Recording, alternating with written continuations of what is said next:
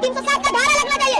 देश का भविष्य का इन सब ने माथा फोड़ा है, किसी और का माथा नहीं फोड़ा है। देश का भविष्य है इन सब, उनका जब माथा इन सब फोड़ सकते हैं तो और किसको छोड़ेंगे? मुख्यमंत्री से क्या कहोगे? मुख्यमंत्री से यही कहेंगे, आप इस्तीफा दे दीजिए। आपने कितना झूठा वादा किया था। দাপৰ যুগত কংসই এটা কথা জানিছিল, তেওঁৰ সিংহাসনৰ পতন ঘটাব এটা শিশুৱে।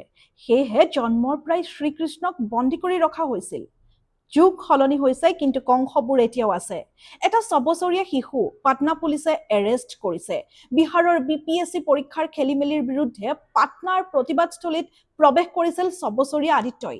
সংবাদ মাধ্যমৰ আগত কৈছিল chief minister Samrat Choudhary should resign. লগতে নিবনুৱা সমস্যাৰ ওপৰতো প্ৰশ্ন কৰিছিল। তেনেতে পাটনা আৰক্ষীয়ে শিশুটিক সেই স্থানৰ পৰা আঁতৰাই নিলে। খবৰ ওলাল আদিত্যক গ্ৰেপ্তাৰ কৰা হৈছে। যদিও বিহাৰ আৰক্ষীয়ে আনুষ্ঠানিকভাৱে আদিত্যক গ্ৰেপ্তাৰ বা আবদ্ধ কৰি ৰখাৰ কথা অস্বীকাৰ কৰে। 5 বছৰীয়া তিলেশ্বৰী বৰুৱাই কুইট ইণ্ডিয়া মুভমেণ্টত পুলিচৰ গুলীত মৃত্যুবৰণ কৰিছিল। অসম আন্দোলনত সৰু সৰু স্কুলীয়া ল'ৰা ছোৱালী জঁপিয়াই পৰিছিল। ইতিহাস সাক্ষী আছে, যেতিয়াই এটা প্ৰজন্ম জাগিছে, তেতিয়াই কাৰোবাৰ হাতৰ পৰা অধিকাৰ আৰু স্বাধীনতা কাঢ়ি অনা হৈছে। ইতিহাস নতুনকৈ লিখা হৈছে। দেশত এতিয়া জেনজি নহয়, জেন আলফায়ো নিজৰ সুৰক্ষিত ভৱিষ্যতৰ বাবে মাত মাতিবলৈ চিন্তা কৰিবলৈ ধৰিছে। গতিকে কংসবোৰৰ সাৱধান হোৱাৰ সময় আহিছে।